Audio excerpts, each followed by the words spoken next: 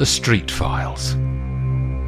A complete mystery short story every Wednesday. File 11. Death and Life. There's a pale sun in the sky as Olivia walks out of her flat and turns north across Tower Bridge, then onto the narrow paths near the Tower of London before she disappears into the tube station next door.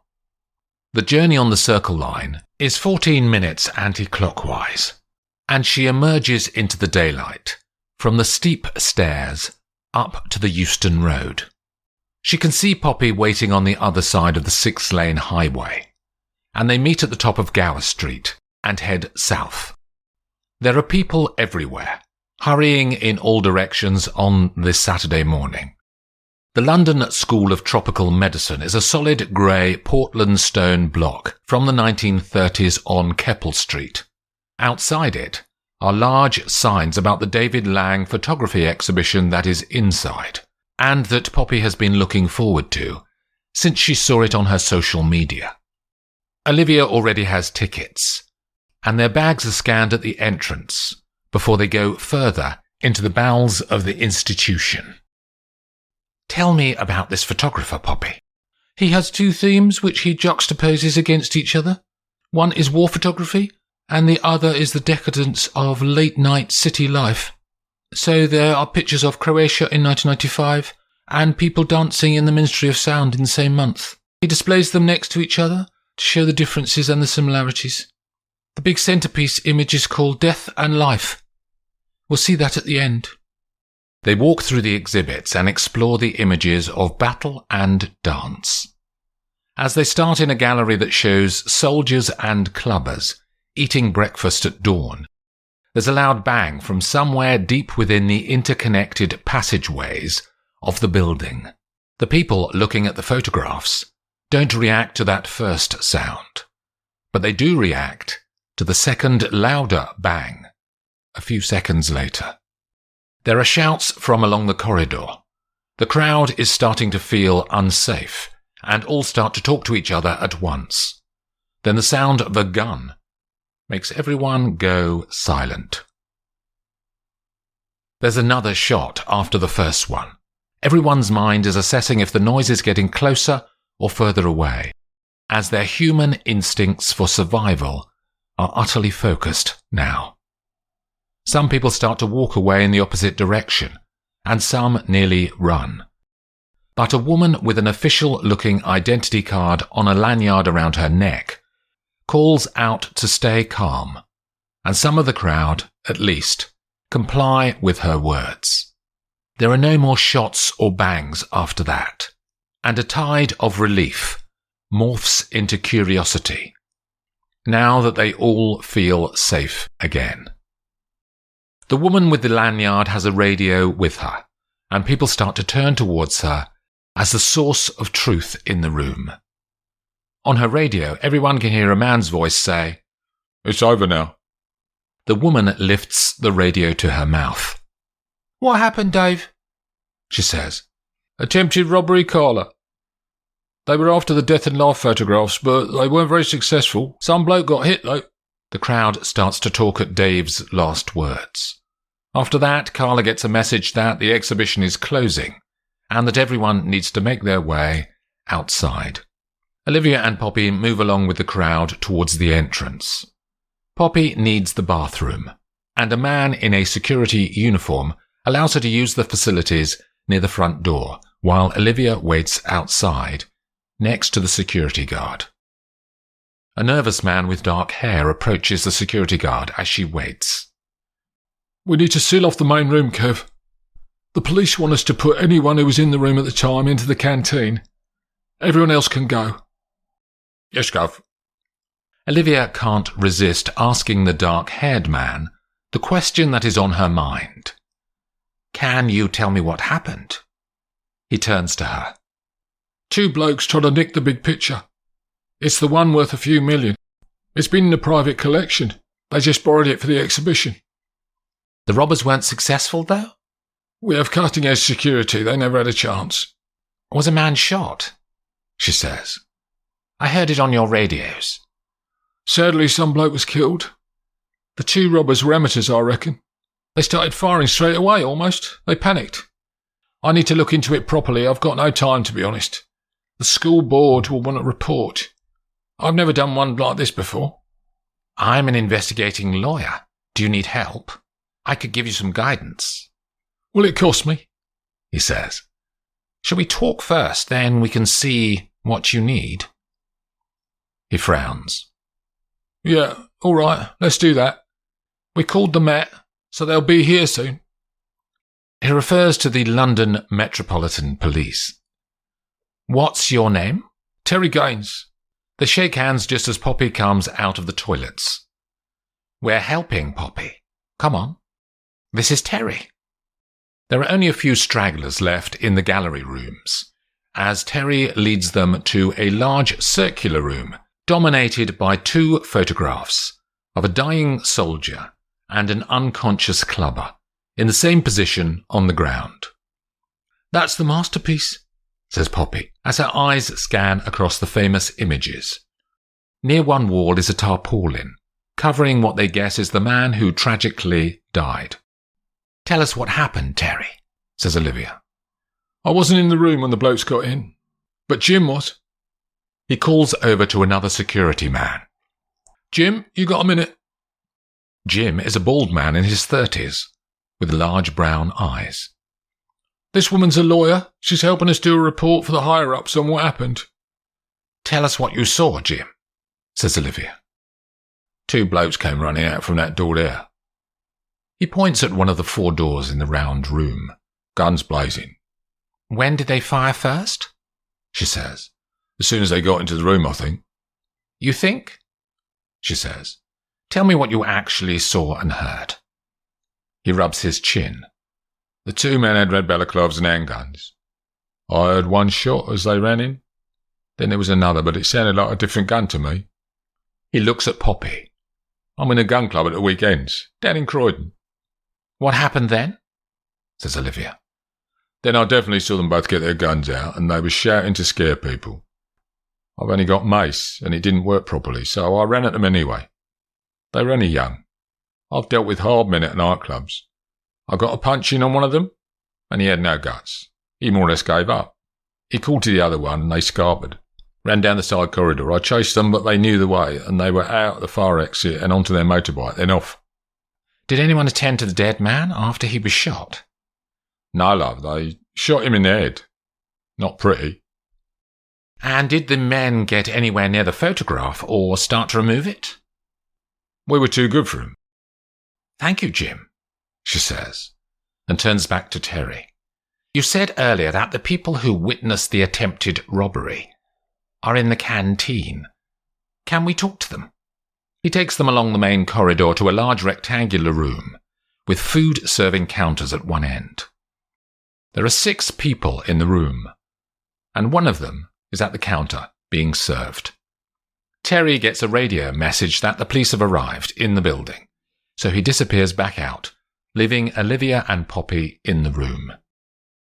Let's go round and ask people what they saw, says Olivia. I'll do these ones over here. You talk to that young couple there, and the woman at the counter. Tell them we're compiling a report for the directors.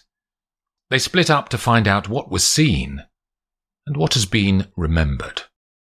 Poppy approaches a young couple who are sitting at one of the wooden tables in the room. They have no drinks in front of them, but they do have neat, fair hair, and they both look worried. Can I talk to you? She says. We're writing a report on what happened. The woman nods, and Poppy sits down. What are your names? I'm Adam, and this is my wife, Eve. Really? Says Poppy, and she screws up her eyes. Sadly, yes. It had to happen sometime, didn't it? Anyway, what did you see? Not much, says Eve. Just a sudden panic, then poor Mr. Reynolds went down. A guard was very brave and waded in and punched one of the robbers. Then they ran off and he chased them. Who's Mr. Reynolds? He used to be my teacher in an evening class on photography, says Adam. That's why we came. He was leading the group. What group? The tour group. He was an expert on 20th century photography. We're all on the tour. Who is? The people in this room, says Eve. All of these 6 people were on the same tour with the man who died? Yes, he was just explaining about how David Lang ended up taking the 2 photographs of death and life. That's the big exhibit. Yeah, I know, says Poppy. I came here to see it too. On the other side of the room, Olivia is talking to a woman in her 40s called Amanda, with pale eyes and short brunette hair. I was looking at the photographs when it happened, so I didn't see much. I heard the shots behind me, and I looked to see Ralph on the floor. The man fired again, there was a scuffle, and the security guard chased after them. They weren't very good robbers. They got nowhere near the exhibits. Ralph was the man who died, was he? Amanda nods, and Olivia can see wetness in the woman's eyes. Did you know him well? He lives next door to me in Marylebone. You came to the exhibition together, did you? Sort of, says Amanda. He does these tours every month, so I knew he was doing this one today. He does different photography and arts tours around London. He used to tell me upcoming ones if we met in passing. Why did you decide to come to this one in particular? It sounded good. I like David Lang. What was Ralph like? Says Olivia. He could be bad-tempered sometimes. How do you know that? I could hear him shouting on the phone in his flat. Our windows are only 10 feet apart, so sound carries. Olivia thanks the woman and walks to a man sitting on his own, with brown hair and blue eyes. We're doing a report for the directors of the school on what happened. She sits down next to him. What's your name? Michael Lee. Were you on Ralph's tour? Ralph Reynolds, yes. How did you hear about it? I'm a photography journalist. That doesn't explain it, she says. He is calm. Unnecessarily so, she thinks. I read it on his website. I know a lot about him. I did a profile piece on his life a year ago. Tell me about Ralph Reynolds, then, she says. His wife died. The children never forgave him. Why was that? They blamed him for their mother's death. He wasn't a trustworthy man. How many children were there? 2, a boy and a girl. Had you met Ralph Reynolds before today? Several times, photography events, that sort of thing. He was well known as a leading expert. The man reveals no more, so the mother and daughter reconvene in the corridor outside of the room to take stock. Not much to go on so far, apart from the fact they were all on this tour, run by the dead guy, Mr. Reynolds, says Poppy. Yes, Ralph Reynolds. His children blamed him for the death of their mother, according to that journalist. It also sounds like the robbers were incompetent. They didn't seem to be focused on the job in hand. Either that, or these witnesses have agreed a story to hide something else. Terry Gaines comes along the corridor. The police are asking all sorts of questions, he says to Olivia. Can you come and help? They all return to the room where a small and harassed police inspector is looking under the tarpaulin, next to 2 forensics officers who have isolated the area around the body and are starting to collect their samples. This is Olivia Street, says Gaines. Inspector Alan Bell, flying squad. They shake hands. She's our legal rep, Alan. Do you know who the dead man was, Inspector? My main concern is armed robbery, miss. His name was Ralph Reynolds, she says. He ran arts tours. And a sad outcome for the family, says Bell. When we nail these 2 young lads, they'll be off to Wandsworth for a few years.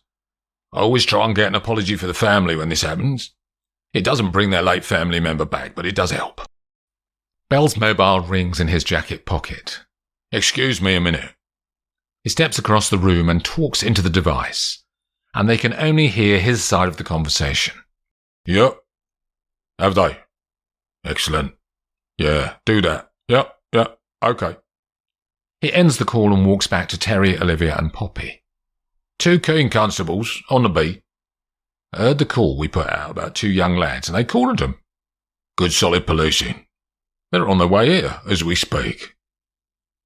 10 minutes later, 2 police officers appear at the end of the main corridor and march 2 young men along beside them, who are in handcuffs. We got names, says Bell to the officers. They haven't spoken, sir, but we found bank cards in their wallets in the names of Lewis Clark and Jason Cross. Those your names, lads? Both the boys just stare at the inspector. No point keeping quiet. This is a murder case, lads. You could go down for life. One of the officers has confiscated the handguns from the 2 robbers and has put them into a plastic bag, which she hands the forensic team. Poppy is standing nearby as this exchange happens, and she notices something. They're not real, she says to everyone. What? It's Belle. They're fake. The barrels are solid, look, she says. Belle talks to the forensics officers for confirmation. She's right, boss. Belle looks more frustrated. Did you take these weapons off them? He says to the police officers. Yes, sir. And they had no other weapons on them? No. We searched them and the bike. Just these. They didn't kill Mr. Reynolds then, did they? Says Poppy. Not with toy guns. Who are you? Says the inspector. She's my daughter. She is assisting me with our internal report on the incident for the school board. Olivia smiles at him, but Belle's face just gets more frustrated. Olivia steps across to Belle and drops her voice. Inspector, let us help you. My daughter has some experience in witness handling. Let her talk to these boys. I'm a licensed criminal lawyer. I am duty-bound to hand over any material evidence to you. We're not representing the boys. Belle is silent and keeps looking at her, his eyes full of doubt. 5 minutes, she says. These officers can ensure that the boys don't run off. Go on. His voice is quieter all of a sudden. 3 chairs are found and placed 30 feet away down the corridor. Belle positions the beat officers either side, but out of earshot. The 2 young lads are sat on 2 of the chairs. Go and talk to them, Poppy. Find out what they know. The girl walks to the boys and sits down opposite them in the round. I know you didn't kill him, she says to them. Those toy guns couldn't have fired anything. So what happened? They don't speak but look at the floor. You'll be in more trouble if you don't talk. They look at her now. Robbery with violence can get you 10 years in prison, my mum told me. You don't want that. We spoke to the witnesses. You didn't even try to remove the photos, so what were you doing? It was a stupid risk for nothing. It wasn't stupid, says Jason, the dark-haired one. How was it not stupid? Jason doesn't answer. Poppy thinks about what she's heard from different people today. Then the penny drops. You weren't stealing them, were you? She can see in the other boy's eyes that these words have struck some sort of chord. So she turns to address him directly. You're Lewis, aren't you? What were you doing there, if not a robbery? Someone paid us? Shut up, Lewis. Someone paid you to do what? Says Poppy. If it wasn't steal the photos, what was it? The boys stare at each other and say no words, but their eyes talk across the few feet between them. Lewis seems to win the silent battle, and he says, It was cover, so they could kill the old man. Who paid you? Says Poppy. We just got a text. They gave us half the money with the rest after. We never saw them. Thank you, she says, and walks back to Olivia and Inspector Bell. They were paid to create a diversion so someone could kill Mr. Reynolds? They don't know who paid them. Bell is lost for words. I hope you join the police when you grow up, young lady. That was impressive. She smiles. So the questions remain, says Olivia. Who paid them? And who shot Ralph Reynolds while the boys were diverting everyone's attention? Someone in the room at the time, says Poppy. And all of them are in the canteen. Terry Gaines leads Belle, Olivia and Poppy back to the canteen, and the inspector makes an announcement to say that he will be talking to each of them in turn. After he interviews Amanda, Adam, Eve, and the photographer, Michael Lee, he shares with Olivia and Poppy with what the witnesses have told him, but there's nothing that they don't know already. 2 to go, he says. You want to come and sit in? He looks at Poppy. You can be my work experience girl. Belle and Poppy walk to a tall and thin man wearing an expensive blue raincoat and white trousers. Your name, sir? Murray Scott. You on this tour? Yes. Did you know Ralph Reynolds? He used to be my boss. Did he now? Says Belle. Difficult boss, was he? No, he was good. Where were you working? Reynolds Lithography. Fine art print shop. Making prints from original works. Isn't that a scam?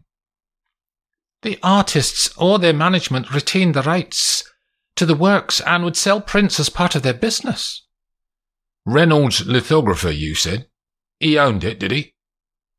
He did. What happened to the business? It went bust. I lost my job. Wanted to get even with him, did you? What do you mean? Says Scott. Decided to kill him off? He was shot in the robbery. Scott is starting to get frustrated. Belle can't think of more questions. So he stands up and Poppy follows him to the last woman in the room. On the way over, he says to Poppy, "What do you think of that last chap?" Can I be honest? They stop. Of course. The inspector looks worried. I think you were too aggressive. This is the flying squad, young lady. You have to deal with hard nuts, professional crooks. They're tough. Poppy holds out her hands in surrender. You asked me. It was just my opinion. Belle seems to calm down. Tell you what. You talked to this girl here. Work your magic. They sit and all introduce themselves. Mabel, begins Poppy. Did you ever meet Ralph Reynolds before today? No. How did you find out about the tour? She shakes her head. I don't know, just did. I'm a photography fan. How long have you been into photography? Since I can remember. My father introduced me to it, but we're estranged now. It's the first time I've seen any David Lang prints up close, says Poppy. Much better than on my phone. Same. I wanted to see them so badly. Jim, my boyfriend, got me in one evening after hours. Jim? He's a guard here. He let me in to have a look. We didn't touch anything, she says. It was only 10 minutes. Belle is stifling a yawn, Poppy notices. Yeah, thank you, miss. He stands up and they walk back to Olivia. Anything useful? She says. Nothing. No one here is suspicious. I don't agree. Poppy looks at the inspector. That last woman, Mabel. She knows Jim, the security guard? And? Belle is getting bored. Jim was the security guard who fought off the robbers, Inspector, says Olivia. He was in the room and he's not here with the witnesses. We should talk to him. Well, I need to get those 2 lads down the station to do a proper interrogation, he says. None of this lot saw anything. Poppy wants to talk, but remains silent. The inspector turns to the room of witnesses. Ladies and gentlemen, thank you for your cooperation today. You'll be free to go in a second, but please can you write your names, addresses, emails and phone numbers on one of these bits of paper here. He holds up a wad of blank sheets. And you will need to report to your local police station within 24 hours to give an officer a formal statement of what you saw today. Thank you very much. The witnesses start to move towards a table on which Bell has left the blank documents. "Thank you for your help, both of you," he says to Olivia and Poppy. "I'll send someone to collect these papers in a minute. Can I ask you fill in your details too, for the record, on one of the sheets?" "Of course, Inspector," says Olivia, and Bell pushes out through the doors. They join the melee around the table to record their details. Poppy notices something and leans in to her mother. "Look, Mum, at Michael Lee and Mabel. They know each other. Look at their body language. They're not strangers." The people continue to slowly move along the queue, but Poppy can't take her eyes off the two witnesses as they stand close. And Michael reaches into his jacket pocket to hand something to Mabel, for her to put into her handbag. Poppy sees a flash of metal and runs over to them. She grabs the woman's hand, and it's still holding the object that Michael gave her. Poppy pulls it. In Mabel's fingers is a pistol. Both Michael and Mabel move like lightning and are gone within 2 seconds. Olivia and Poppy give chase, but their quarry have disappeared. They run back to the round exhibition room. The forensics officers are there, but Bell has gone off with the 2 young lads to take them for interview. Olivia and Poppy run along the marble flooring towards the loading bay, where the police cars are parked. Jason and Lewis are being put in the back of one of the cars. "Inspector," calls Olivia as they run up. "2 of the witnesses know each other, and they have a gun. Poppy saw them passing it between each other when we were all queuing to give our contact details. One could surmise that that gun is the murder weapon." The inspector locks the 2 lads in the car, and the officers run off along the corridors of the building to find Michael and Mabel. "We're not going to stay here, Mum, surely, are we?" "There's a gun, Poppy. It's dangerous." "I'm not giving up." Poppy runs off into the building. "Poppy!" But the teenager has already rounded the corner. Olivia thinks for a moment, then follows her daughter. Poppy takes the stairs to the first floor and comes out on a long corridor that cuts through the length of the building. She can hear voices and runs silently until she is next to a doorway where the conversation is coming from. She stands in the corridor, trying to hear what they're saying, and she puts one eye around the corner of the door. The room is a lecture room, with windows along the far side. Standing together are Michael, Mabel, and Jim, the security guard.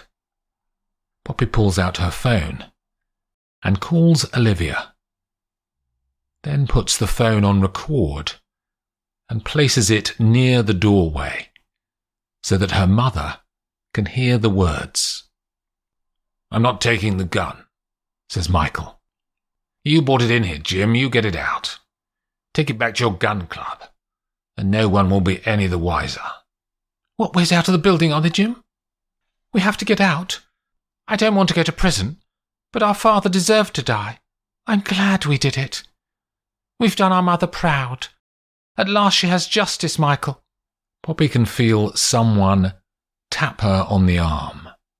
She looks back, and it's Olivia with the police. Inspector Bell and the officers run into the room, and Poppy and Olivia follow them in.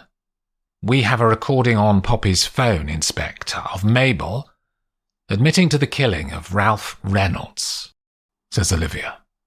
She turns to the 3 suspects.